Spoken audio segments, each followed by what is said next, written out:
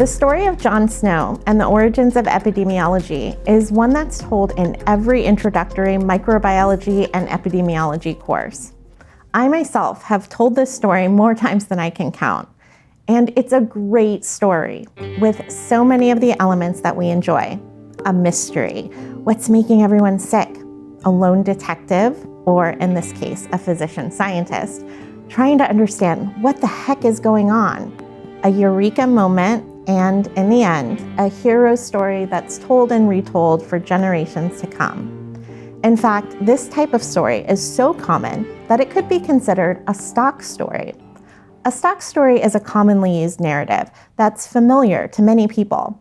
It often follows a predictable formula, and it's often used in popular culture, such as in movies, books, and television. But what I wasn't taught in my courses is that the origin story of how we came to better understand the wicked problem of disease transmission is much more complicated than any one person could have figured out on their own. Rather, this complex narrative is one that's been hidden, perhaps obscured, intentionally or unintentionally, and has only been revealed gradually over time.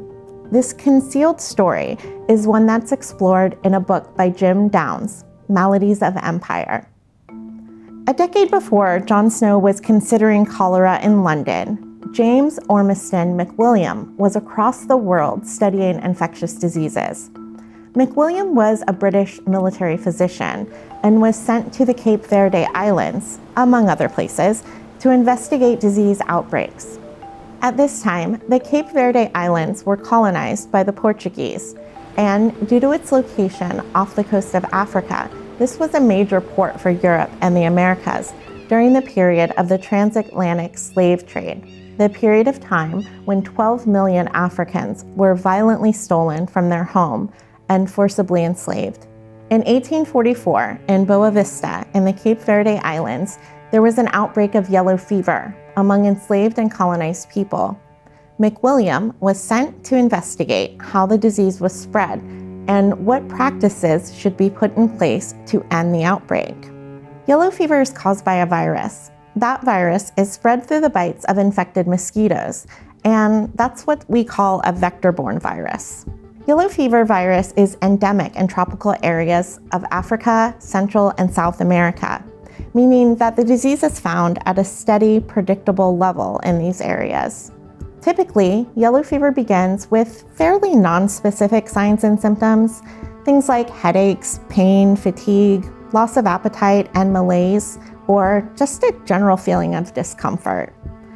This is then followed by the so-called toxic phase, with high fever, headache, back pain, nausea, vomiting, abdominal pain, and fatigue. The signs and symptoms of the toxic phase all result from effects on the liver. Jaundice, or a yellowing of the skin, is seen in severe cases, which is why the disease is called yellow fever. In severe cases, blood may appear in the vomit and feces, making it appear much darker and giving yellow fever one of its common names, black vomit. Now, at this time, in the mid-1800s, the prevailing, widely accepted theory was that disease was caused by breathing in bad air, or miasma, a poisonous vapor full of decomposing matter that came from sewage, swamps, and cesspools. Those things looked and smelled unhealthy, so it stood to reason that they must be unhealthy. Of course, they were also breeding grounds for mosquitoes and other biting insects that can be disease vectors for infections like yellow fever. When McWilliam arrived in Boa Vista in 1844, he began a massive effort to interview all of the people on the island. The interviews that he conducted were extraordinarily valuable and unique in that he did them so extensively, and also that he did them without regard to race. He conducted hundreds of interviews, mostly with people of color, native and colonized and enslaved peoples. The interviews were extra special in that they included data that came from first-hand accounts and observations.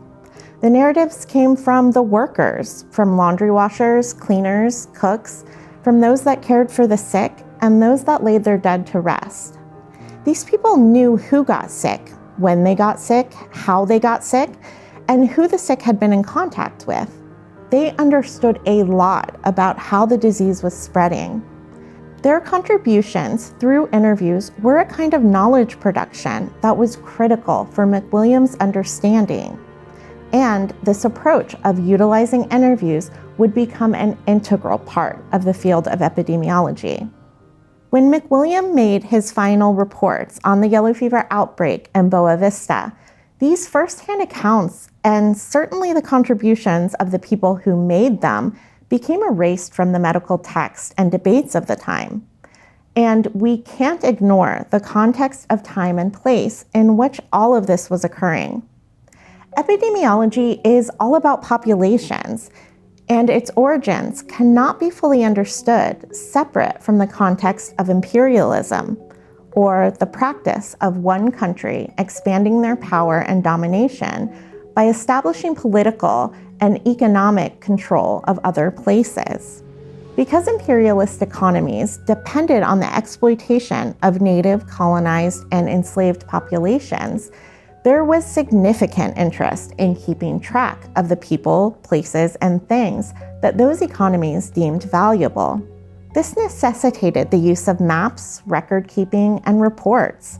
And it was these circumstances that provided both the tools and practices, as well as the populations, for questions about disease transmission to be asked and studied. All of these contributions came together to create a solution to the wicked problem of disease transmission. Today, yellow fever is a vaccine-preventable disease. A single dose of a safe and affordable yellow fever vaccine is sufficient to provide lifelong protection against the virus.